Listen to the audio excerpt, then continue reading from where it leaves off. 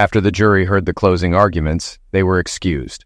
Since it was 4 p.m., the judge sent them back to their hotel, where they were sequestered for the 2-week trial that followed a nearly year-long investigation.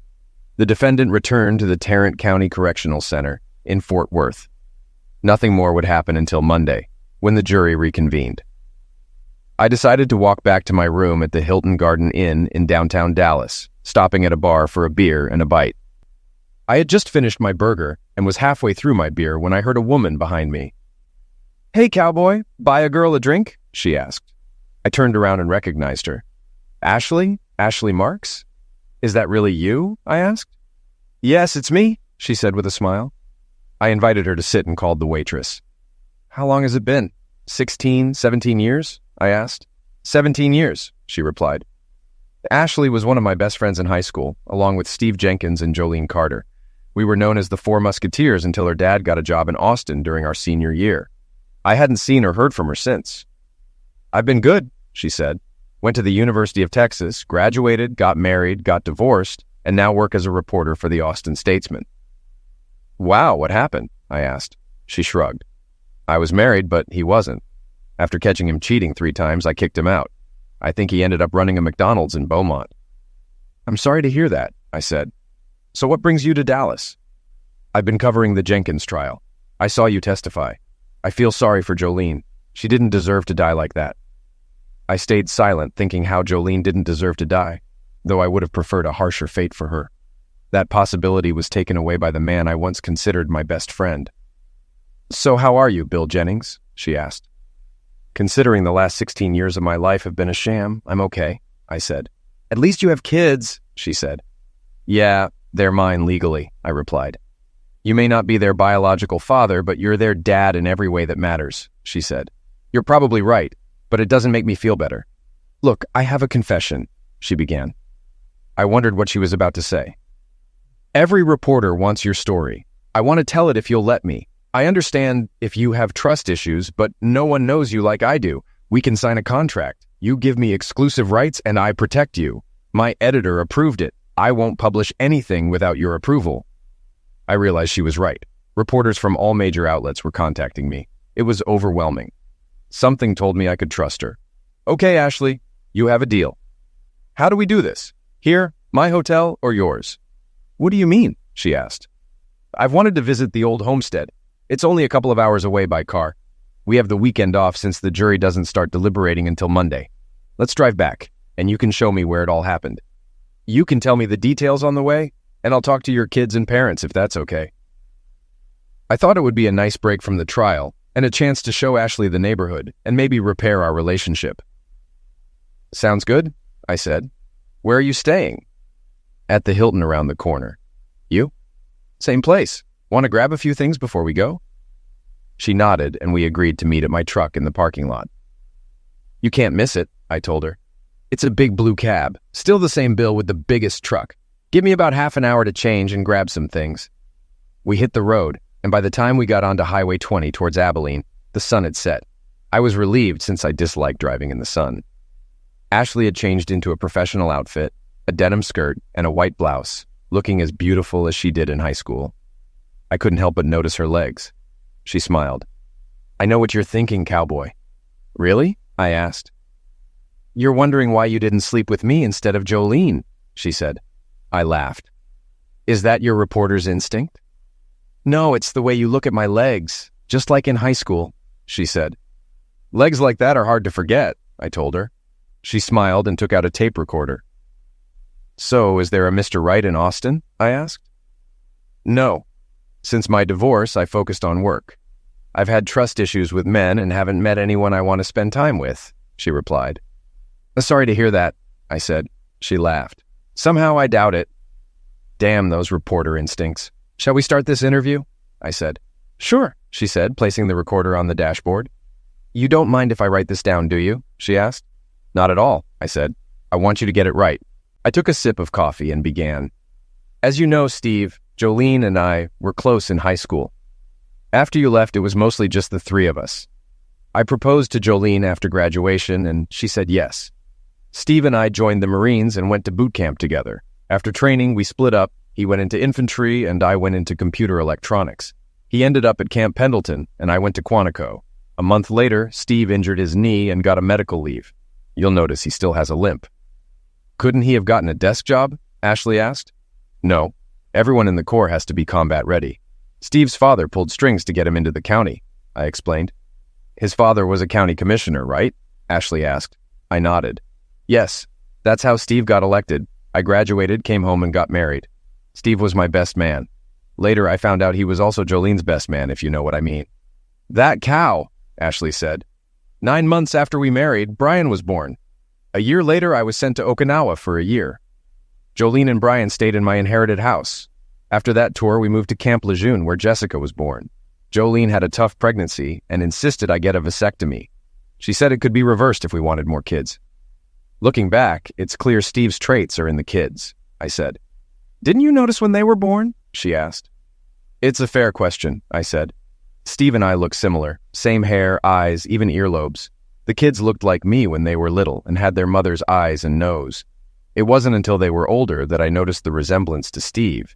You'll see the baby pictures when we get to my house. I finished my service and we all came home. I worked at my dad's computer store and traveled a lot for business. Did it bother Jolene? Ashley asked. No, she liked it. It gave her time to bring Steve into our home and bedroom, which I found out much later, I said. You mean she actually slept with Steve in your bed? Asked Ashley. Yeah, all the time, I replied. That's why I burned the bed and mattress after she was shot. I don't blame you, Ashley said. I also burned the couch and chair Steve used. Jolene's wedding dress went up in flames too, I added. So Steve was a regular guest at your house? Ashley asked. Yes, he even had his own chair. I didn't mind at the time since I thought he was a friend. He'd come over after church on Sundays. We'd watch the game and he'd fall asleep in that chair. The kids called him Uncle Steve, mostly because Jolene insisted. It annoyed me, but now I know why, I said. Want to warm up my coffee? I asked. Ready for a pit stop? Ashley turned off the recorder. Sure, I could use a smoke break. I nodded and took the next exit. After our break, we were back on the highway. Ashley set her recorder on the dashboard. So you had no idea Jolene was cheating with Steve? She asked. No, I was clueless. She never disrespected me, at least not to my face. There was never a hint of it when I was home. They were careful, I said. When did you find out? She asked. About a year ago. I was in Los Angeles for a month-long training. Jolene and the kids emailed and called me daily. One weekend, Brian sent a picture from a fishing trip with Jolene and Steve. Look at this, I said, showing Ashley the photo on my phone. It showed Brian with a large fish, Steve next to him, and Jolene on the other side with her hand on Steve's shoulder. What do you see? I asked. They look so much alike, even the dimples, she said. Exactly. And look at Jolene's hand. What stands out? I asked. Ashley enlarged the image. No rings, she said. Right. Guess where they were? I led her to another photo album. Check this out, I said. Her eyes widened. Is that what I think it is? She asked. Yes, my wedding ring and my great-grandmother's ring. And guess whose cigarette butts are in that ashtray? I said. Steve's, she guessed. Yep, and the ashtray was on my nightstand, meaning Steve was in our bed, I said. Ashley started to cry. How could she do that to you? And Jessica sent this? Yeah, she helped my mom clean the house and saw the rings. She took a picture and sent it to me. She was very upset, I said. I can imagine, Ashley said. Did she tell Jolene? No, I asked her not to say anything. I also asked her to take the rings and mail them to me, I said. Ashley laughed. I bet Jolene was frantic. Yeah, Jessica did everything I asked. Jolene was going crazy looking for the rings. She even had Steve help search. They went through the garbage, sinks, everything, I said. So what did you do? Ashley asked. My course ended on Friday and I came home. On Saturday night, Jolene met me crying about losing her grandmother's ring. I asked all the usual questions and then pulled the rings from my pocket. She was stunned. How did you get them? She asked. I told her a trusted friend found them and mailed them to me.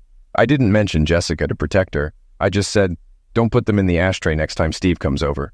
Her eyes went wide and she started crying, telling me she loved me. I'm sorry, I said, seeing Ashley's reaction. I didn't mean to swear. That's all right, she said.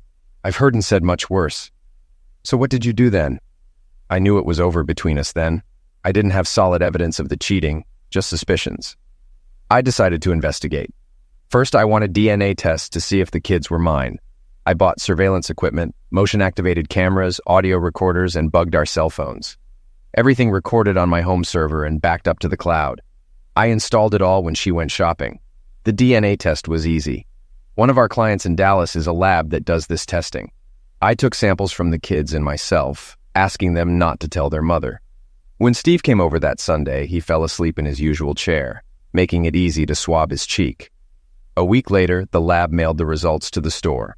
99.9% probability Steve was the father of both kids, meaning this had been going on for at least 16 years. "And you had no idea?" asked Ashley. "No clue. She never gave me a reason to doubt her. Our bed life was normal. But a week after installing the equipment, I got the first video evidence. I was in Oklahoma City for a couple of days, and the kids were at my parents'. Jolene was alone and called Steve over. That night, I logged into my server and saw them in our bed. Worse than seeing them together was hearing what they said," I said. "What did they say?" asked Ashley. "Hold on," I said. "I need to focus on this road. It's dark, no lights, no guardrails, and near where Steve's pill-dealing buddies operated. Most are arrested now, but I stay cautious." I turned on the high beam, the light bar on the cab, the police scanner, and CB radio. I also pulled my weapon from the glove compartment. Finally, we reached my house, and Ashley noticed a DSS car in the driveway. "Who is that?" she asked. "Defense," I said. "They've been watching the place since Steve's arrest. Some of his buddies tried to burn it down, but we stopped them. I have round-the-clock security now. DSS also watches my family and kids. Most of Steve's buddies are locked up, but we're not taking chances. Let's check it out, and I'll introduce you." We parked in the garage and approached the patrol car. The officer got out. "Bill Jennings, I thought you were in Dallas for the trial." We shook hands. The trial went to the jury this afternoon. "This is Ashley Marks, a reporter from the Austin Statesman. She'll be with me this weekend," I said, nodding to her. He touched his hat. "Nice to meet you, ma'am," he said. "Things have been quiet since the Rangers took the last gang out. My replacement will arrive soon." "Thank you," I said. We shook hands. "Have a good night," he said as we headed for the door. "I will. You too," I replied. I set the coffee pot down and gave Ashley a tour of the house. The original house was built in 1866 by William Bryan Jennings after returning from the Civil War. It has been expanded, remodeled, and modernized many times, but still has traces of the original structure. Now it has 5 bedrooms, a 3-car garage, and a covered porch. There are bedrooms for the 2 kids, a master bedroom, a room converted for Jolene's sewing, and a playroom TV room for the kids. I suggested Ashley take the master bedroom since it had a bathroom, and I'd sleep on the futon in my den. Ashley refused. "Nonsense," she said. "The bed is big enough for both of us, and we're adults." That threw me off balance, but I agreed. She smiled and led me downstairs. "You have a story to tell, so let's get to it," she said. "Let me call the kids first," I said. I called my parents' house, talked to my dad, and then the kids. They were excited to see Ashley, and we planned to meet for lunch the next day. I grabbed my coffee and went to the living room, bringing a stack of DVDs from my study. "These should help," I said. Her eyes widened. "How many videos do you have?" "Quite a few," I said. "Some from home, some from my office. I've also scanned documents and have photos and audio recordings. Everything is here with backups." I pulled out a DVD and put it in the player. "It's graphic," I warned. "I'm ready," she said. I reminded her that this DVD confirmed my suspicions and to listen carefully. The clip started with Jolene entering the bedroom, followed by Steve. Jolene took off her rings and tossed them into the ashtray on my nightstand. Steve, smiling, put out his cigarette on them. "To hell with him and his great-grandmother's ring," Jolene said. Steve laughed. Ashley grimaced, tears in her eyes. They started having lovemaking, and I fast-forwarded through the most graphic parts. "It takes about an hour," I said. "The pillow talk afterward is a real doomsdayer." "Thank you for showing me this," Ashley said. "It's one thing to hear about cheating, but another to see it." They lay on their backs, smoking. Jolene turned to Steve. "I'm pregnant again, baby. Looks like you're going to be a daddy," she said. Steve frowned. "Damn it! Didn't you take your pills?" he asked. "Yeah, but I might have missed a day or two. Why can't you use a contraceptive?" "I hate them," he said. "You know the rules. No rubbers." "I can't have another feticide, Steve," she said. "I've had 3, and the last one almost eliminated me. Besides, Bill had a vasectomy after Jessica was born. It was your idea." "What do you want to do?" Steve asked. I want to marry you and go away, she said. Bill's figured us out anyway. I'm not the marrying kind. Bill works and pays, and I get paid, he said. Don't worry about him. He's so stupid we could do it in front of him, and he wouldn't notice. Why don't you do to him what you do to other guys? She said. Those guys were illegals. No one misses them. Eliminating a respected member of society is different. Maybe you can arrange an accident, Jolene suggested. People die driving down Indian Trail all the time. We might do something, but not yet. Maybe we can find something to incapacitate him gradually, like poison. Let's plan this carefully. Maybe after the kids are out of the house, you can get his insurance and part of his business. For now, go to the new clinic in Abilene. They'll take better care of you. I'll keep an eye on Bill. If he does something stupid like go to a lawyer, I'll handle it, okay? Jolene nodded. Okay, baby, I'll do it. You're the man, she said, kissing him.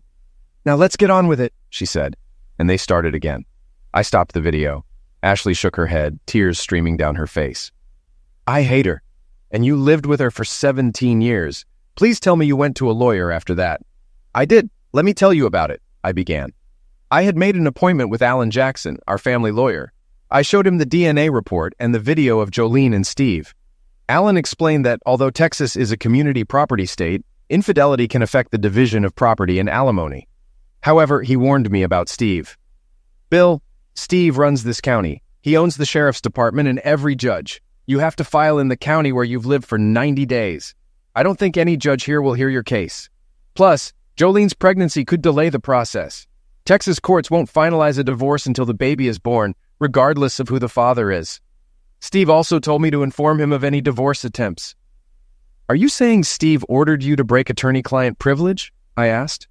Alan nodded. I'm afraid so, Bill. I don't want to end up in a shallow grave on Indian Trail. I'm sorry, but I have no choice. I guess I don't have a choice either. You're fired. I need all our files now, I said. I anticipated that. The files are ready, he said, pointing to 2 boxes by the door. He handed me a note. Thanks, he said, realizing I gave him an out. I'm sorry, Bill. Can't you stay with Jolene for the kids? Could you be betrayed for 17 years? I asked. I don't think so, he admitted. Let me help you with the files. We walked to my truck. Call the people on that list. The authorities are very interested in Steve's actions. Steve is keeping tabs on you again. I'm sorry. Maybe we can work things out after this is over. I shook his hand. Thank you, Alan. We'll be in touch. I returned to my office, thinking over Alan's words. I wasn't worried about firing him because my father would support my decision. I was more concerned about Steve. I called the numbers Alan gave me and made appointments with a high-ranking family law attorney, a state's attorney, and a senior Texas Ranger officer, all in Dallas. I told my dad I fired Alan, and he was fine with it. Why did you do that? My father asked. I explained what Alan had told me and showed him the DNA and video evidence. His tone changed. Oh, crap, he said. I suspected Steve was trouble, but not this bad. Get the kids out of the house. There's no telling what they'll do. I agreed, but wondered what excuse to use. My father had a plan. When are your appointments in Dallas? He asked. Tomorrow, I replied. Tell Jolene you're going to Phoenix for a survey and might be gone for a few days. I'll come home with you and have the kids packed to stay with us. Hopefully that will keep them safe, he said. Are you going to tell the kids? I have to, Dad. They deserve to know the truth. I won't badmouth their mom, but they need to know. Okay, son, your mom and I will support you, he said. I called Brian and explained that he and Jessica would be staying with their grandparents starting today. What's going on, Dad? He asked. I'll tell you later. Just make sure you and your sister are home right after school. Grandpa will pick you up. Okay, Dad, love you. Love you too, son. A few minutes later, my secretary called. Bill, Steve Jenkins is here to see you. I pulled my weapon out, placed it on the desk, turned on the VCR to record the meeting, and told my father Steve was here. Steve walked in like he owned the place and immediately saw the pistol. Not a bad piece. Didn't know computer geeks use weapons, he said. What do you want, Steve? I asked. Straight to the point. I know you saw Alan Jackson today. So what? I asked. If you're thinking of divorcing Jolene, forget it. I won't let you drag me through court. Why, Steve? I thought we were friends. How long has this been going on? Since prom night. Jolene and I started then and kept it up whenever you were away. Even on your wedding day, I was with her, he said. You were my best man, I said, and hers. 9 months later, Brian was born. When you went to Okinawa, we were together almost every night. Jolene had infanticide 6 months later. It was my idea for her to make you get a vasectomy. We didn't want her to have your kids. We've been doing this for years, using your insurance for feticides. You couldn't just leave it alone. Now that you know, I'll come by anytime I want. You'll do as I say, or I'll make sure something happens to the kids." "You fool," I said. "If you touch my kids, I'll put you down like a dog. Remember who's in charge. I own this county, the sheriff's department, and the judges. I own you. Play along and you'll be all right. Step out of line and it's over for you and the kids." "Would you hurt your own children?" "I've grown up. You better grow up too. See you around," Steve said and left. I stopped the tape, burned it to a DVD, sent copies to my dad and my contacts in Dallas, and called my father. "Dad, check your mail. We need to move now. Steve just threatened me and the kids." "Okay," my father said. "I'll make the call. Call Brian to pick up Jess and come to my house. Let the school know. I'll meet you at the house.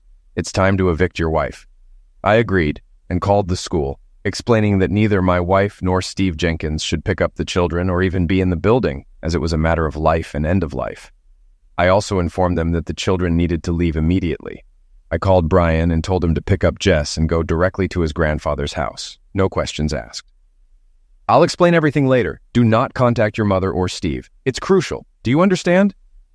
"Yeah, Dad, I got it. What's going on?" he asked. "No time to explain now?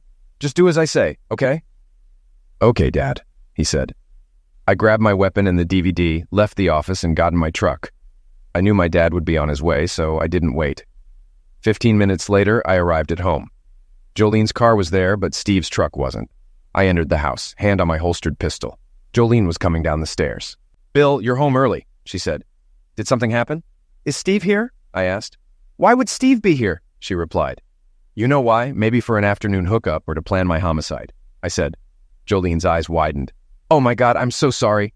"Watch this," I said. I put the DVD in the player and pressed play. Jolene watched Steve's confession and threat.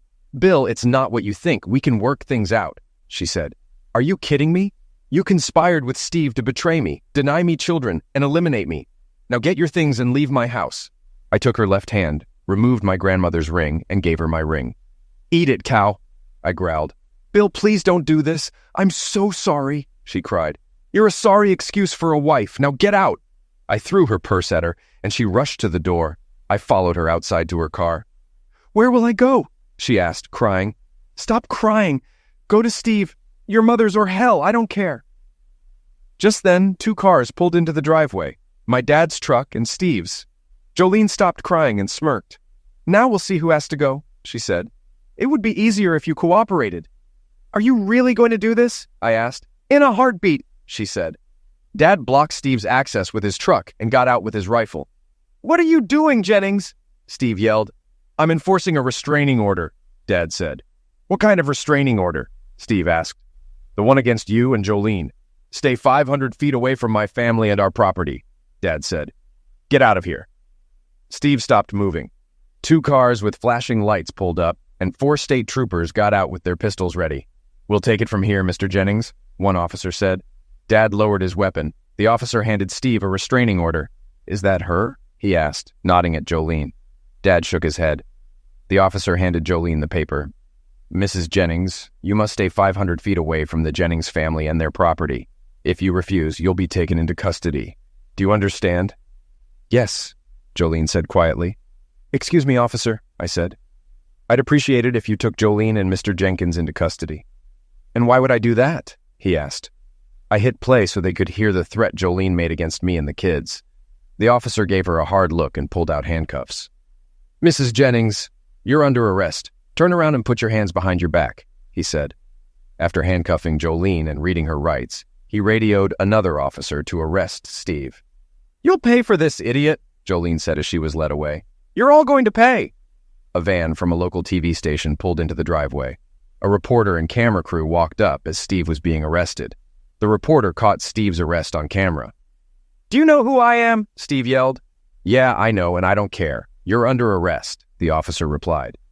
"I'll get your badge for this," Steve shouted, red-faced. I realized I should have mentioned their plot to eliminate me, but I didn't have the evidence with me.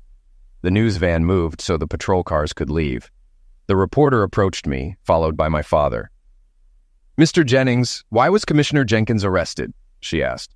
Making end-of-life threats is a crime, even for popular politicians like Steve and his married girlfriend. Now I have to take care of my kids. My father joined me as we walked away, leaving the reporter in shock. Steve's reputation took a major hit. My next stop was my parents' house, where I explained everything to my family. I hated telling my children that Uncle Steve was their biological father, but they needed to know the truth. At first, they didn't want to believe it, but the DNA test results proved it. "I don't care what that paper says," Jessica said. "You're my father, and you always will be." "I agree," Brian said. I was proud of them. We hugged and shed a few tears. After saying goodbye, I went back to my house, packed for a few days, and headed to Dallas. "And that's when you found out how bad it really was?" Ashley interrupted. "Yeah," I said, resuming my story after a sip of coffee. The next day, I met with Dave Brooks, a Dallas attorney known for his courtroom prowess. He had arranged a meeting with all 3 men I had contacted. I was surprised to see them all there when I arrived. "Sorry to spring this on you, Mr. Jennings," Dave said, "but after that last video, we thought it best to meet together." I accepted his apology, and he introduced me to the others. John Hancock, a prosecutor from the state's attorney's office, took charge. "Mr. Jennings, I'm sorry for what you've been through. We have a lot of evidence against Steve Jenkins, including pills, weapon running, human trafficking, and 6 homicides. Your wife is involved too, especially in prostitution. The threats against you forced us to act quickly," he said. Don Jacobs, a Texas Rangers captain, explained the sheriff's department was compromised and replaced temporarily by Rangers and DSS officers. He stressed the urgency of the situation. "As for your divorce," Dave said, "I'll push for an annulment due to your wife's criminal activity and deception. If not, we'll file for infidelity and mental cruelty. Based on your evidence, I believe you'll get all your assets and custody of your children if you want." We discussed strategy for another hour. Dave handed me a DVD containing footage of my wife's actions. Some of it involved several men, including sheriff's deputies. John concluded with their plans for Steve and Jolene. "I'm not going to sugarcoat it, Mr. Jennings," he said. "We're going for the judicial execution for Jenkins. Your wife might get life without parole, but your lives are in danger. Be very careful. You and your children are lucky to be alive. Call us immediately if you see or suspect anything." "I hear you," I said. We shook hands and parted ways. My mind was spinning. The man I thought was my best friend was involved in pills, weapons, and homicide, and my wife was part of it. How did I miss this for 17 years? I got a frantic call from Brian. "Dad, come home now," he said. "What's going on?" I asked. "Just come home now," he said, and hung up. I sped home. When I arrived, there were ambulances and police cars in front of the house. I rushed to the door as paramedics wheeled out a gurney. The paramedic pulled back the sheet, revealing Jolene's face. "I'm sorry, Mr. Jennings," the paramedic said. "She's gone." I wasn't that upset. Inside, I saw Steve on another gurney, his left shoulder shattered but alive. My kids and father were standing off to the side, unharmed. I hugged them. "What happened?" I asked. Dad explained. "We came to pick up a few things. Steve and Jolene showed up. Jessica and Jolene fought, and Steve pulled a weapon. I grabbed my rifle and walked in just as Steve pulled out his weapon. Jolene tried to stop him, but he shot her accidentally. I shot Steve in the shoulder and called emergency." "Brian called me right after?" "Yes. Jolene was gone before the ambulance arrived." "It's okay, Dad. You did the right thing," I said. I remembered the security system was running and checked the footage. I showed it to an officer and made a copy. "Do you have that video?" Ashley asked. "Yes," I said, pulling a disc from the stack. I put it in the DVD player. The video showed Jolene and Steve entering the house, followed by Jessica. "What are you doing here?" she asked. "You should be in jail." "We bailed out," Jolene said. "You're coming with us." "I'm not going anywhere with you," Jessica said. "Leave now." Jolene grabbed Jessica's wrist. "You're coming with us," Jolene insisted. Jessica pulled away. "No way, I hate you," she yelled. Jolene slapped her. "Yes, you are. I have a room for you in Abilene." Jessica hit her mother back. "That's not happening," she said. Jolene grabbed her hands. "You're going to be our new star," Jolene said. Steve grinned. "The boys will like you," he said. Jessica realized what they intended and struggled harder, breaking free. "I'm not going, and you can't make me. Get away from me," she said. Steve pulled a weapon. "It's over for you and your brother," he said. Jolene tried to reason with him, and Jessica screamed for her grandfather. "Wait, Steve. We agreed not to do it here. Let's take them to the Indian Trail. You know the place," she said. Steve shook his head. No, he said. Put the weapon down before there's an accident. We'll deal with them, but not here, she insisted. They struggled. A fire shot rang out, followed by a louder one. I stopped the DVD. That's when Brian called me, he said. You know the rest. Ashley wiped her tears as I stood up. I'm done for the day, I said. I'm going out back for a smoke, then to the cafeteria. Ashley followed. I'll join you, she said. We took our coffee and walked to the back porch in silence.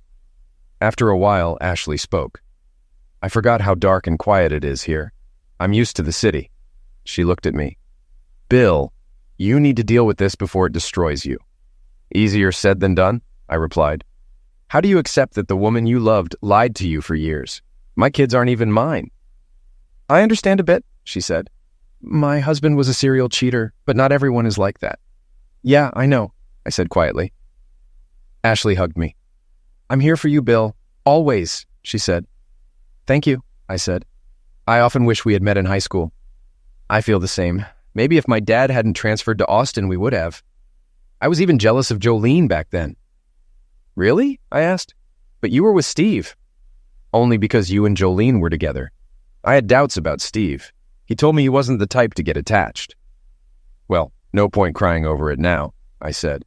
If we had gotten together, you wouldn't be a reporter in the big city. True, but sometimes I wish I could give it all up for a good man, she said, looking at me. I believe you would, I said. After a while, we went back inside. I lay down on the couch, still concerned about Steve's friends despite the DSS officer outside. Ashley understood. Don't make a habit of it, cowboy, she said, smiling. I fell asleep and woke to the smell of bacon. Rise and shine, Ashley said, standing over me in a long t-shirt. Breakfast is ready. I went to the kitchen table, amazed at the spread: pancakes, bacon, sausage, grits, toast, eggs, cookies, and gravy. She even remembered peanut butter for the pancakes. A guy could get used to this, I said. Ashley brought fresh coffee. Hope you like it. It's been a while since I made breakfast for a man. It smells great. You'll get my mom's approval, I said. Didn't you cook like this for your husband? Foreman, my ex, preferred fast food. Dig in, cowboy. We have a lot to do today, she said. So, what's on the agenda? I asked, savoring the meal. First, I'd like to see your family. Then visit Jolene's mother for insight into her. If there's time, stop by the cemetery. And we'll need to go shopping. You're almost out of everything, she said. I devoured the food, stopping to sip coffee and praise her cooking. Jolene hadn't made breakfast like this in years. I felt like I'd died and gone to heaven. I hugged and kissed Ashley, thanking her. That was amazing. I guess I better get ready. Please do. You need a shave, she said. I showered and shaved, thinking about Ashley. In less than 24 hours, I found myself falling for her just like in high school. Could it be that Ashley and I were meant to be? For the first time in months, I felt content. Ashley, now dressed in jeans and a t-shirt, grabbed her laptop bag and purse, ready to go. We arrived at my parents' house, greeted by the kids running out as soon as I pulled up. I introduced everyone to Ashley and we went inside. Ashley explained her plan and asked to talk to everyone one-on-one. We all agreed. Mom went to the kitchen to make dinner, and Dad took me into the living room. Ashley started with Jessica and then spoke with Brian. Dad and I waited, chatting about hunting, fishing, and soccer, avoiding topics related to Jolene and Steve. A couple of hours later, Ashley asked to speak with my dad. I took the kids outside to play soccer. After about an hour, she finished with both parents and joined us outside until lunch was ready. The kids bonded with Ashley, and she enjoyed spending time with us. We played soccer until Mom called us for lunch. I felt like I had a happy family again. After lunch, we said our goodbyes. Jessica hugged me before I left. Daddy, if you don't ask her to marry you, I'll kick your back, she whispered. I promised to think about it. How did the interviews go? I asked Ashley as we left. They went well, she said.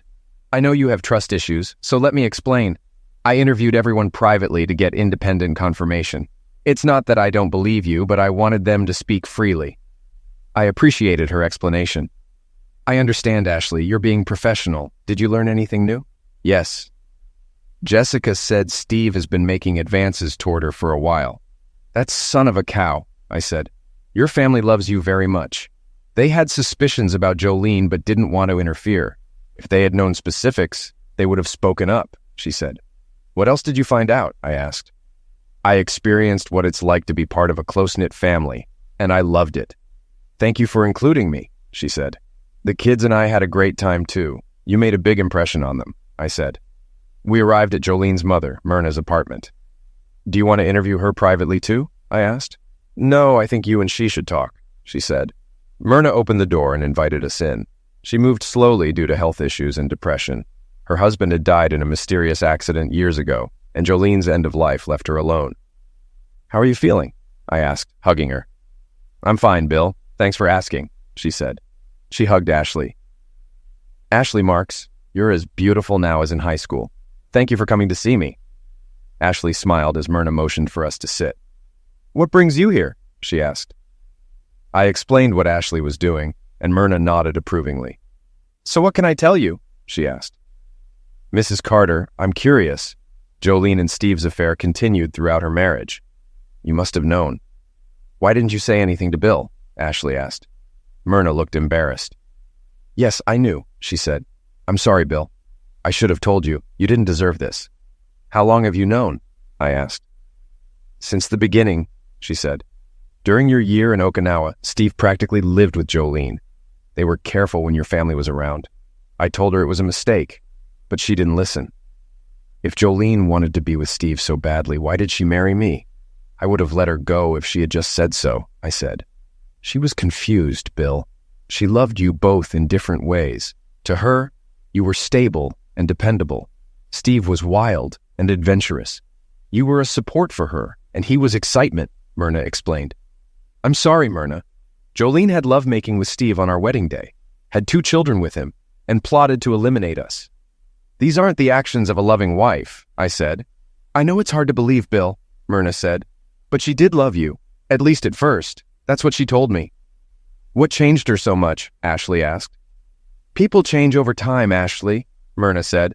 Steve latched onto Jolene and began to control her. I warned her once, but she said I'd regret it if I told Bill. Myrna looked at me. That's why I stopped visiting the kids, Bill. I couldn't face you knowing what she was doing. Sometimes they scare me. Did you know about her feticides? Ashley asked. Myrna nodded. Yes, Jolene told me. I warned her she'd get caught, but she shrugged it off, saying it was her choice, not Bill's. I suggested she divorce Bill, but she laughed and said she'd inherit everything soon anyway. How long ago was that? Ashley asked. About 1.5 years, Myrna said. I wanted to say something, Bill, but I was scared. Steve is terrifying. Myrna, did your husband know about this? I asked. I think so, she said. They were talking just before his accident. Myrna's husband was known as an excellent mechanic, yet his brake line mysteriously failed. It's all in the past now, isn't it? Myrna said. By the way, I don't blame you for not attending the memorial. I was hoping some of her friends would come, but it was just me and the priest, she added, wiping a tear. Thank you for paying for the cremation, Bill. I noticed you had her cremated in her wedding dress. You cremated her in her wedding dress? Ashley asked. I told you I burned her dress. I made sure she wore it and the wedding ring I gave her. It felt appropriate. Did you cremate the wedding ring too? Ashley asked. Yes, but not the engagement ring, I nodded. Thank you for making sure I got Jolene's IRA. It helped a lot, Myrna said. Jolene had an IRA? Ashley asked. Yes, when she was shot, it had $350,000. She also had $200,000 in a savings account I didn't know about. I put it in a trust for the kids' college, I said. Interesting, Ashley said, taking notes. She turned to Myrna. Is there anything else you can add? No, I think you know everything now, Myrna said. I'm sorry about how things turned out, Bill.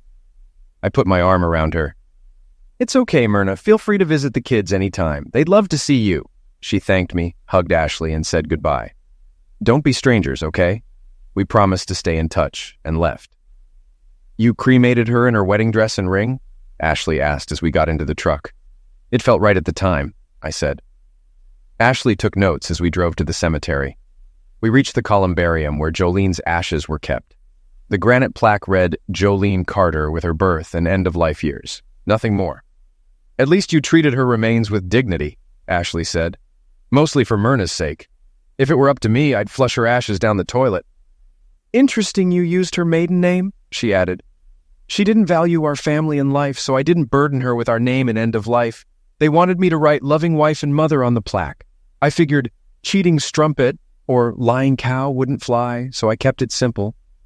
Ashley took her pictures and then placed her hand on my chest. There's still a lot of anger in you, isn't there? Tell me, Bill, did you ever mourn her? The truth was no. I hadn't shed a tear since she was shot. Her lies, cheating, and threats against the kids destroyed my feelings for her. Part of me was ashamed, and it brought tears to my eyes. Damn it, I didn't want to cry in front of Ashley. I turned away, but she made me face her. You need to get it out of your head, Bill, before it eats you up, Ashley said. Let it go, and you can move on. What kind of life is this, Ashley? I asked. Everything I thought I had was a lie. Tears rolled down my cheeks. Ashley hugged me tightly, kissing my face occasionally. That's what happened? I sobbed uncontrollably. Ashley held me until I calmed down. I wiped a tear from her cheek. She was my friend too. Remember the four of us? You, me, Steve, Jolene, the four musketeers. I loved her like a sister. I hate what she became, but I loved her anyway.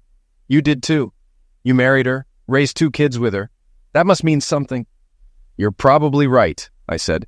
Damn right, cowboy. I'm here for you, Bill, as long as you need or want me. I get it, I told her. She smiled and patted my chest. We need to get to the store. What do you want to do about dinner? How about a trip to Charlie's for steak and a band tonight? I asked. You're asking me out in front of your wife's ashes? She smiled, kissed me, and looked at Jolene's marker. Bye, Jolene. Your husband is asking me out, she said. I whispered, bye, honey, to the marker and returned to the truck. Are you okay? She asked. Yeah, I said, starting the pickup. Let's get ready for tonight. We stopped by the farmer's market, bought groceries, and headed home. It finally felt like home with Ashley. I showered, shaved, and dressed, waiting for Ashley to finish getting ready. She came down in a denim skirt, white blouse, and cowboy boots. She looked stunning. I offered her my arm and we left. Charlie's restaurant was known for great steaks. After dinner, we had a beer and watched couples dance. Do you want to dance? I asked. Of course, Ashley said. We danced the night away, 2-step, waltzes, slow dances, even line dancing. During a slow dance, Ashley kissed me deeply. I love you, Bill Jennings, she whispered. Always have and always will. I love you too, Ashley Marks, I said. She licked her lips nervously. Take me home and make love to me, cowboy, she said. Or I'll pounce on you right here. Let's get this situation under control, I said, doing a bad John Wayne impression. She smiled, took my hand, and led me to the parking lot. Take me home now, she purred. She started entertaining me in the car. Thank God for tinted windows. We're almost home, I told her. Good, she whispered. We parked in the garage and rushed inside. Later, we lay on the bed, her in my arms. Just 36 hours ago, I was a broken man. Now with Ashley, I felt hope. I knew what I wanted to do, but feared she'd think I was rushing. Screw it, I thought. Full speed ahead. A penny for your thoughts, she said, looking up at me. I don't want it to ever end, I told her. Me neither, she said.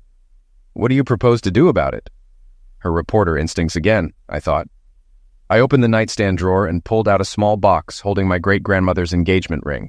I'd had it cleaned after taking it from Jolene. Ashley focused on the box as I explained the ring's history.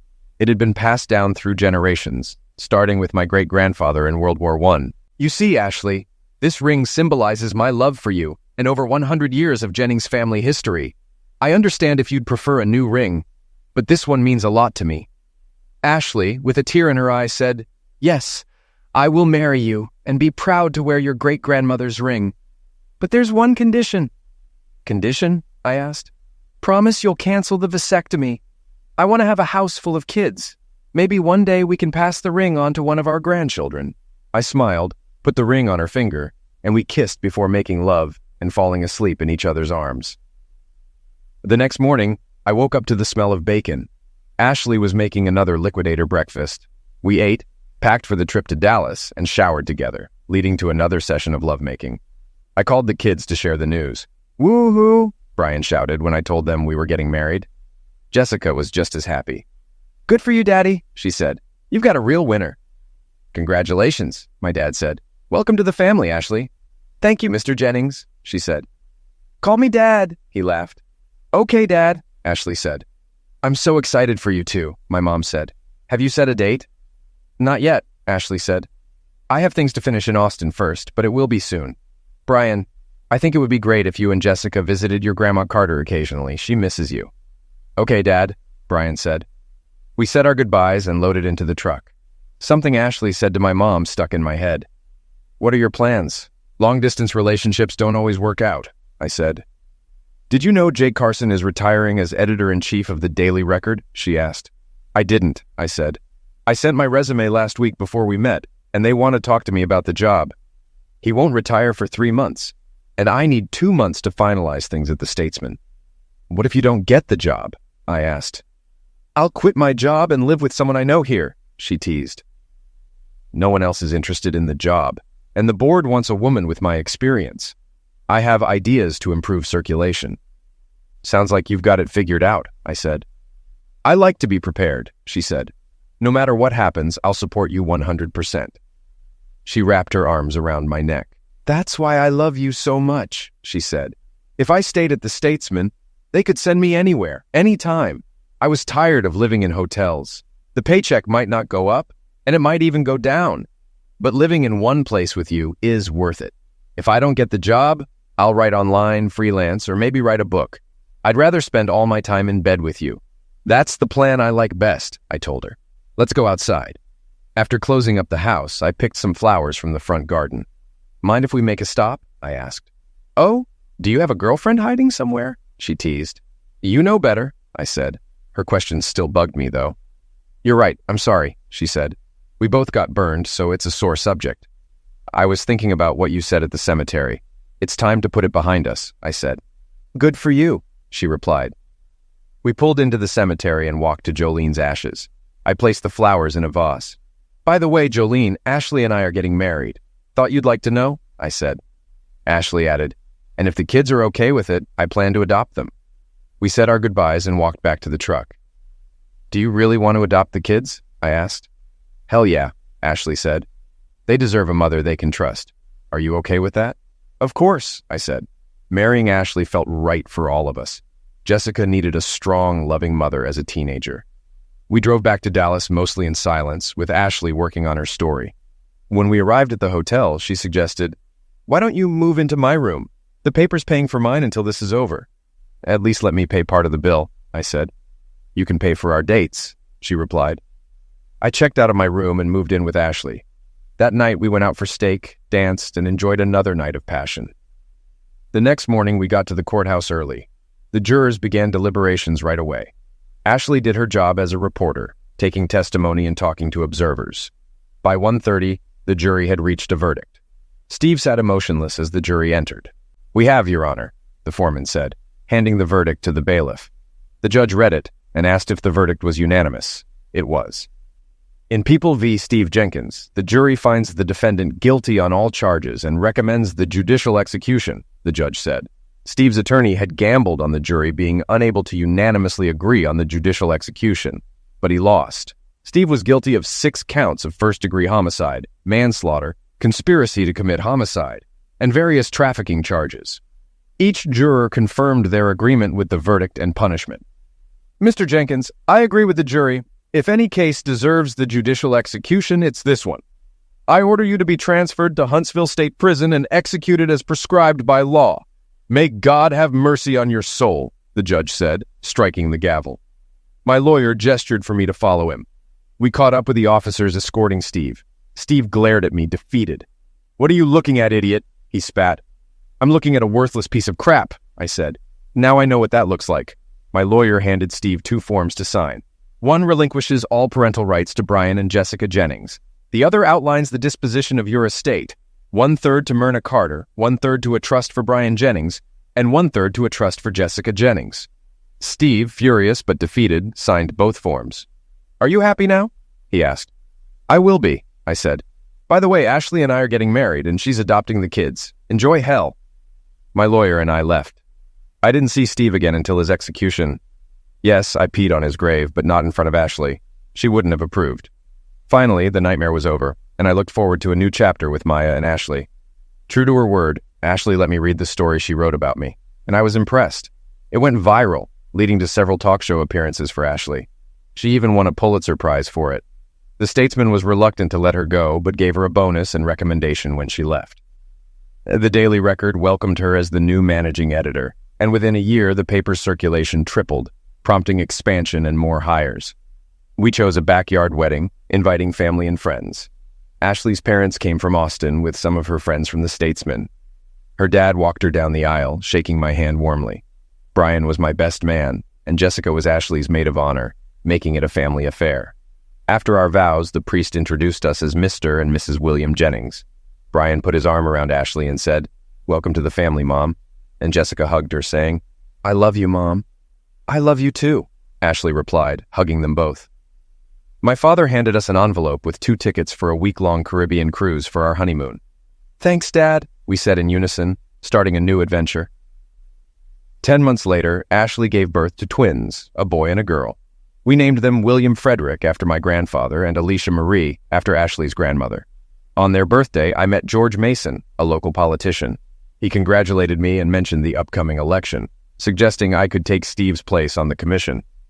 "You brought him down, like the man who shot Liberty Valance," he said, laughing. "Except John Wayne wasn't waiting in the shadows this time," I replied. "Thanks, but I can't take a pay cut. I have 2 new mouths to feed," I said. "You could still run your business," he suggested. "Maybe, but there's another reason," I said. "Power corrupts.